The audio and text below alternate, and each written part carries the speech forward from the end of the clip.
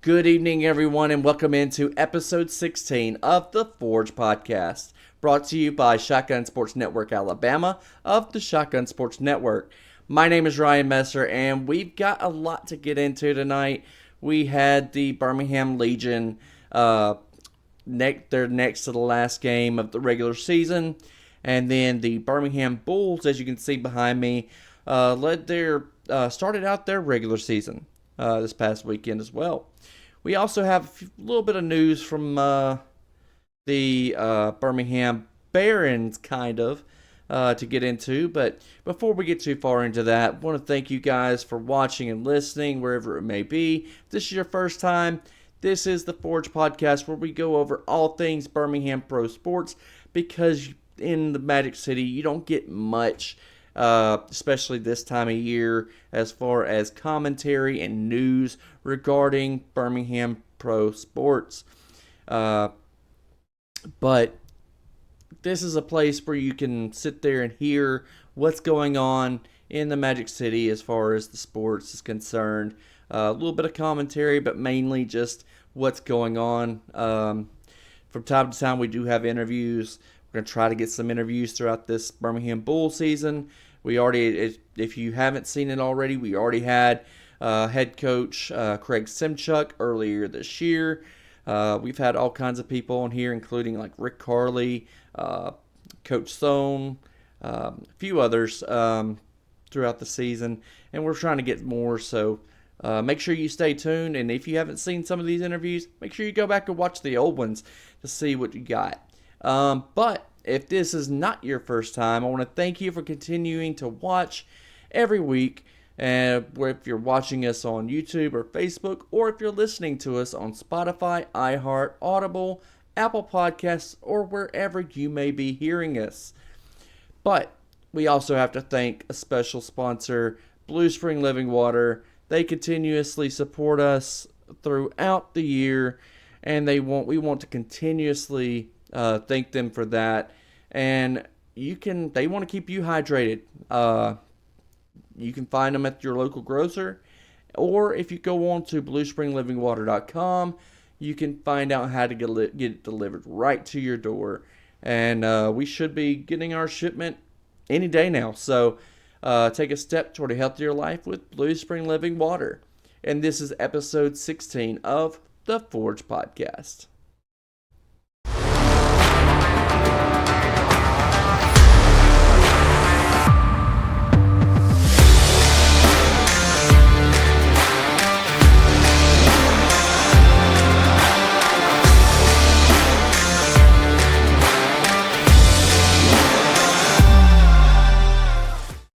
We're going to lead things off with the Birmingham Legion, who had their next to the last regular season matchup versus the Indy 11. And it started off with another physical start there for both teams, actually. So the Legion wound up winning multiple free kicks there in their defensive zone to start the game out. And then Tabor Tataka wound up getting a quick shot out from outside the box, but it was missed wide left. And then Kavita wound up was being the first player to actually score a goal, but unfortunately it was his own goal there in the 14th minute. And then Indy 11 immediately got the ball back and scored themselves there in the 15th minute. Tabor Tataka and then Tyler Pasher both attacked the offensive goal frequently there in the first half, forcing some nice saves by Indy 11 there prior to halftime. Coming out of the half, Kobe wound up sending a pass over to Zuhair, who sent another shot toward the offensive net, but he missed a little bit high and a lot wide left. And then Pino and Dodson both wound up having a couple shots of their own on the offensive goal as well, but just couldn't get it in. Forced some nice saves, but finally Pino wound up finding the back of the net there in the 54th minute to put the Legion on the board. And then the possessions continued to go back and forth throughout the second half. And then they needed the 86th minute India 11 wound up striking again. But in the 90th minute, Zuhair wound up finding the back of the net to lead the Legion down just a single goal. And then the Legion wound up keeping the ball there in the offensive zone and took multiple shots, forcing a bunch of saves there by India 11, but just couldn't find the back of the net. And but they fought to the end on that one. Even with this loss, it was one of the greatest, strongest showings I've seen this team play lately. They really hadn't been, a cohesive unit there the past few weeks. But I'm glad to see them actually try to put something together there toward the end, but just a little too late, guys. But as it stands right now, we are 12, 15, and 6. They're in the 11th place in the Eastern Conference of the USL Championship, and they are all but eliminated at this point. They could be eliminated by the time this airs. So, but they're headed out to Oakland to take on the Roots for their season finale. But we'll see how it goes. Hopefully we can at least close the season out with a win. But there's a lot of things they're going to have to work on this offseason for the Birmingham Legion. Switching things over to the Birmingham Bulls. So great to be back in hockey season. The roster was released on Thursday. And we were so stoked about it. We posted it as soon as we saw it on there. So we were ecstatic, guys. So we tried to post it as soon as we saw it. But as for the roster, the final roster, the centers this year are going to be Troy McTavish, Drake Glover, Philemon Ledzianku, Ben Higgins, and McGregor Sinclair. The wingers, we have Nikita Kazarev, Carson Rose, Michael Gillespie, Colton Olnick, and then Arkip Ledzianku. As for our defensemen, we have Corson Green, Taylor Brierly, Ryan Romeo, Parker Allison, Matt Clark, Jamie Dorsey, and Kyler Matthews. We also have back our goaltenders this year, Austin Lotz and Hayden Stewart. We actually have two guys right now on the IR.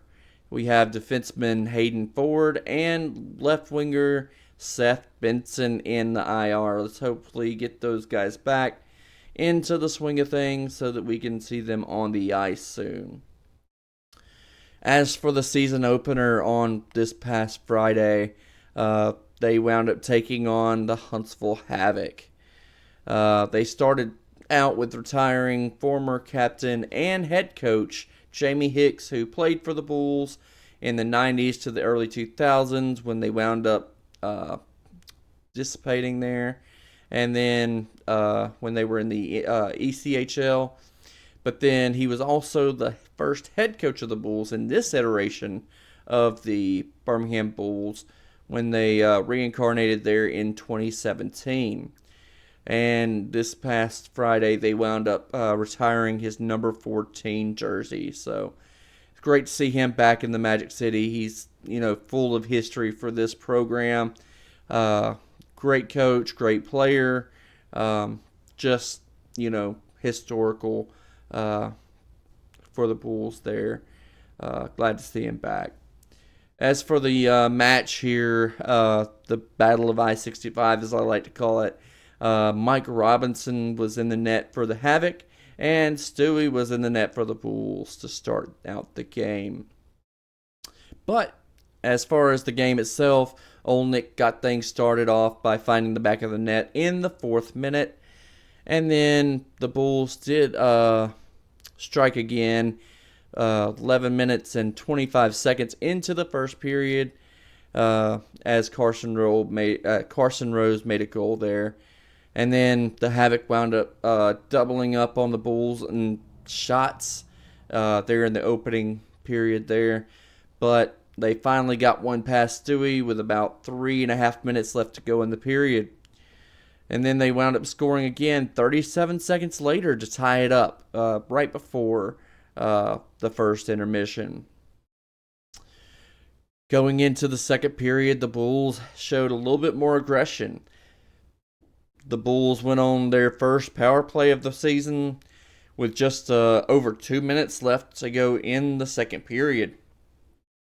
The Bulls wound up capitalizing on that with Drake Glover finding the net there in just 38 seconds into the power play.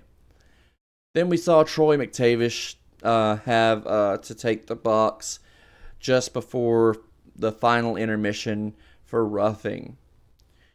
And then into the third period, after the penalty, the Havoc wound up scoring goals in the 4th and 9th minutes of the third period to take the lead. With just under 7 minutes to go in regulation, Colton Olnick wound up finding himself in the box for a hooking penalty. Then, less than halfway through their power play, Havoc were penalized for an interference. And then after the power play, Michael Gillespie tied it up with 5 minutes left in regulation.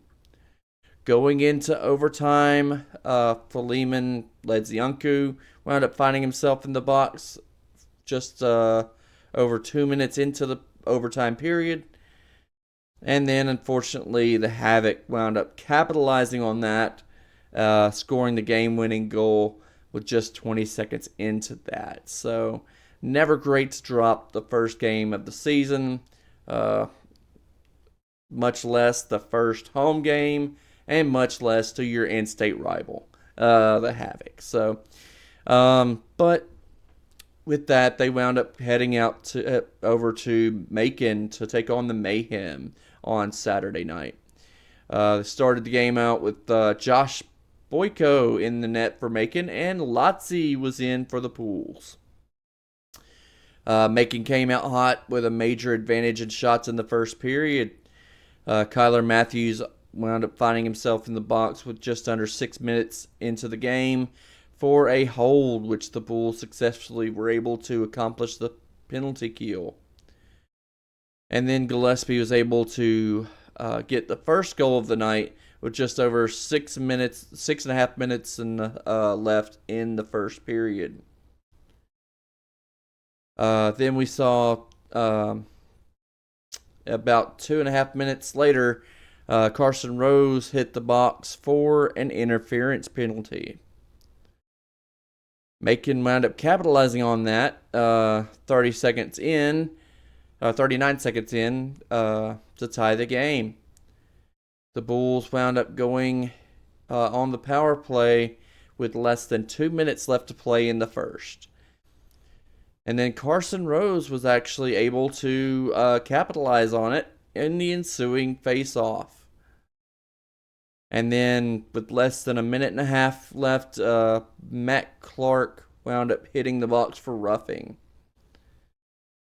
Then into the second period, the Bulls wound up going back into the power play just 6 minutes into the second. And then Macon wound up tying things up about 8.5 minutes into the period with a goal there. And then the Bulls wound up going back into the power play with less than 2 minutes left in the second period off of a cross-check. Then Olenek was actually able to capitalize on that to retake the lead 40 seconds in.